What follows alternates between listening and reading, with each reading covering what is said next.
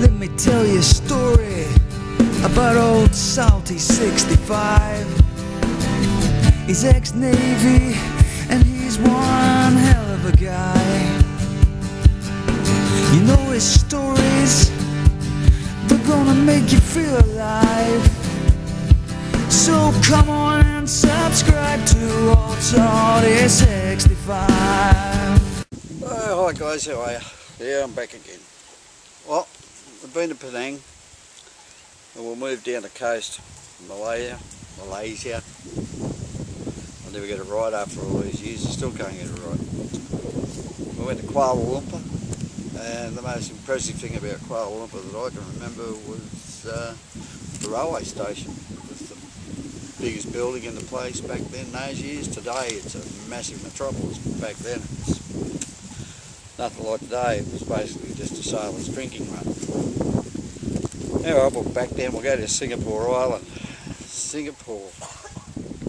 Well, what can I say about Singapore? As I said before, I've been there more times than I can remember. But where the ships used to dock was at the English Naval Base at Sembawang. And from Sembawang you used to get a cab into Singapore City, which used to take about 25 minutes, if I can remember correctly, and it was about $20 Singapore to get in there. And we had quite a good time there, many times. But there was a club there called the Britannia Club, which was right opposite Raffles. Raffles was on one side of the road and the Britannia Club was right on the other side of the road, right on Singapore Harbour.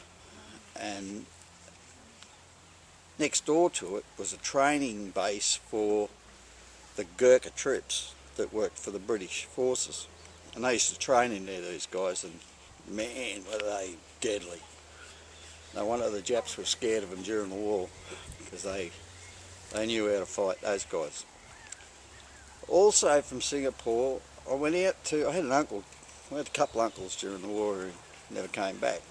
And one of them died in Changi Prison. And Changi Prison isn't that far from Singapore City. So quite a number of us used to go out there just to have a look at the place, and it was in the days prior again, before they turned it into a memorial.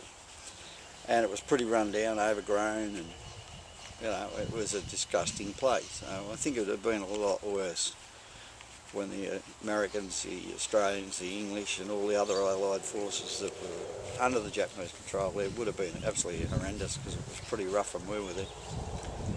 And well, Singapore again was only a drinking hole for us, but I did enjoy going to Change Alley. Today, again, Change Alley, it's not like it was back when we were there. It was a bustling little thing that went for about half a kilometre between these buildings, and it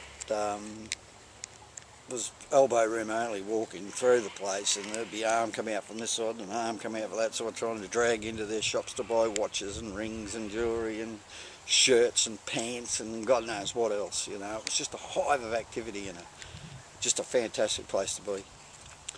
But we also used to go to Johor Bahru, which wasn't far from Sembawang. We used to get a cab down to Johor Bahru, go over to the mainland, over the causeway into Johor Bahru, and that was just a drinking run as well. But it was a lot of fun. I like Singapore a lot. I reckon it was a beautiful place. It probably is now. It's probably prettier now than what it ever was back then. It was pretty colonial, you know. The streets were, the people were fantastic, but the streets, you know, they were wide, the old buildings were great, people were fantastic, a lot of nightclubs, a lot of bar girls, yeah, won't go there, a lot of grog under the belt. Okay, I think we'll go, where will we go next? How about we go to Hong Kong? But that's the next one. So I'll catch you soon. Bye.